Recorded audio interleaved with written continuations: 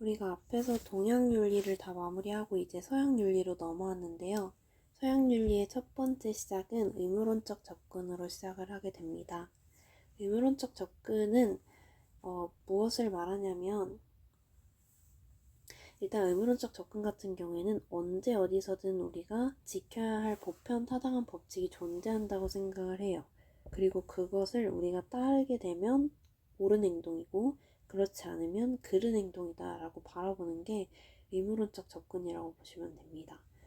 그래서 의무론적 접근에 대해서 이제 이 생활과 윤리에서는 칸트와 아퀴나스 두 명의 사상가가 등장을 하게 되는데 먼저 칸트 같은 경우에는 지겨울 정도로 많이 나옵니다. 그래서 한번 이해할 때 제대로 해놔야지 뒤에 가서도 힘들지 않게 공부를 할 수 있을 것입니다. 그 다음에 이제 아퀴나스 같은 경우에는 뒤에 생명윤리 할 때 한 번 더 나올 텐데 종종 나오니까 잘 알아두셔야 합니다. 먼저 아퀴나스는 그리스도교적 세계관을 가지고 있던 사람이었어요. 그래서 이제 여기 옆에 그림을 보시면 이렇게 구조를 갖고 있는데요. 신이 세계를 창조합니다. 그리고 그 신은 영원법이라는 것을 가지고 있고요. 그 다음에 세계는 영원법의 일부인 자연법이 있습니다. 그래서 이 자연세계라는 것은 영원법에 따라서 창조가 된 것이고요. 그 다음에 우리 인간은 이러한 자연법을 이제 인식하고 그것에 따라서 실천을 할 수 있다라는 존재로 바라봤습니다. 이게 아퀴나스의 그리스도교적 세계관이고요. 그 다음에 인간 본성에 대한 이성적으로 이성적 성찰을 했는데 첫 번째로 목적 추구 성향이 있다고 보았습니다. 그래서 선을 추구하고 악을 회피하는, 그래서 이걸 제1의 자연법이라고도 하는데 아퀴나스에 있어서 핵심적인 내용입니다.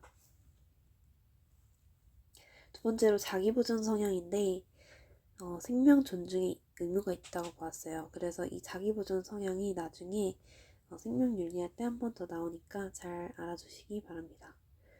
그 다음에 세 번째로는 종족 보존의 성향이 있다고 보았습니다. 그래서 출산과 양육의 의무가 사람에게 있다고 주장을 하였습니다. 아퀴나스는 이렇게 간단하게 마무리를 하고 칸트로 넘어가겠습니다. 그래서 칸트 같은 경우에는 일단 도덕성을 판단할 때 행위의 결과보다는 동기를 중시합니다.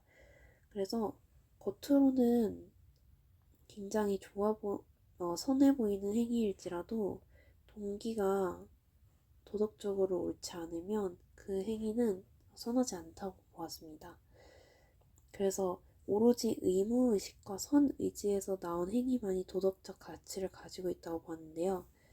이 내용은 사실 좀 심화적인 내용이긴 하지만 설명을 잠깐 하자면 의무에 맞는 행위와 의무로부터 비롯된 행위를 구별하셔야 합니다.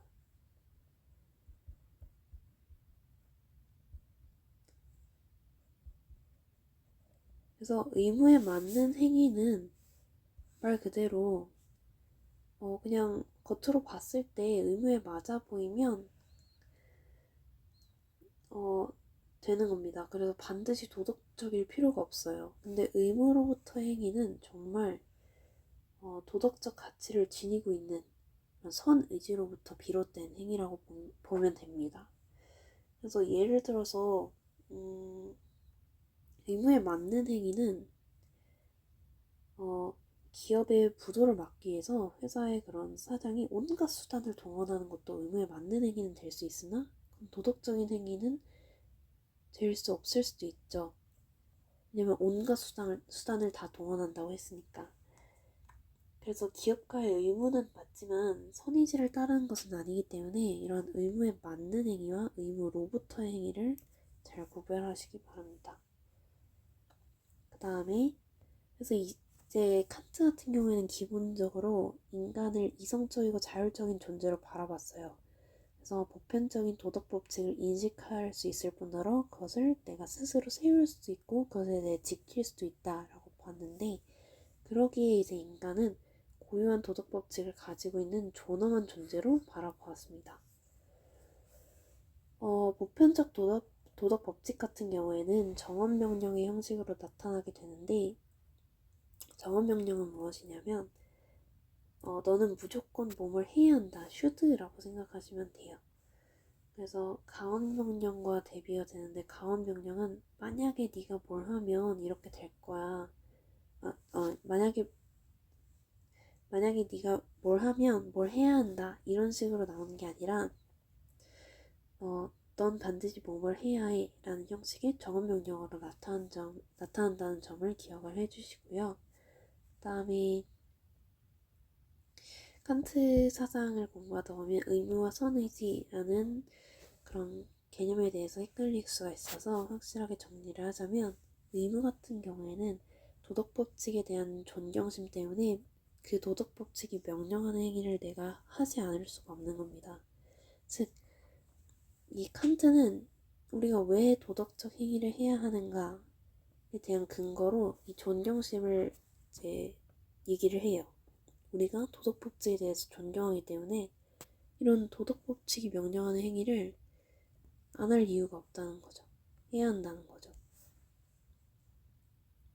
그 다음에 이 선의지는 도덕법칙을 따르려는 의지입니다. 그래서 이 표현 굉장히 중요한데, 무제한적으로 선하고 그 다음에 도덕적 행위를 함에 있어서 유일한 근거가 됩니다.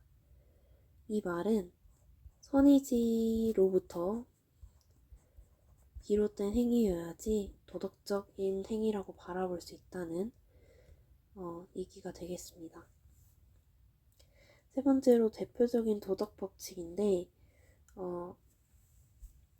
두 가지가 있습니다. 보편주의와 인격주의가 있어요. 그래서 보편주의는 뭐냐면 네 의지의 준칙이 언제나 동시에 보편적 입법의 원리가 될 수 있도록 행위하라는 건데, 이 말은 내가 행동함에 있어서 그게 보편적인 행위 원리가 됐을 때 다른 사람들이 다 따를 만한 행위인지 생각을 해보라는 겁니다. 만약에 내가 친구한테 거짓말을 했다 라고 하면 이 거짓말을 하는 행위는 보편적인 입법의 원리가 될 수 없는 행위이죠. 그렇기 때문에 도덕적으로 옳지 못한 행위가 되고, 항상 이거는 누가 봐도 떳떳하고 누가 봐도 도덕적인 행위다 라고 생각이 될 법한 행위를 하라는 얘기입니다. 그 다음에 인격주의인데요. 아까도 말했듯이 칸트는 인간을 굉장히 존엄한 존재로 바라보았어요. 그래서 너 자신과 다른 사람의 인격을 언제나 목적으로 대우를 해야 하고 단순히 수단으로 취급하면 안 된다라는 얘기를 하였습니다.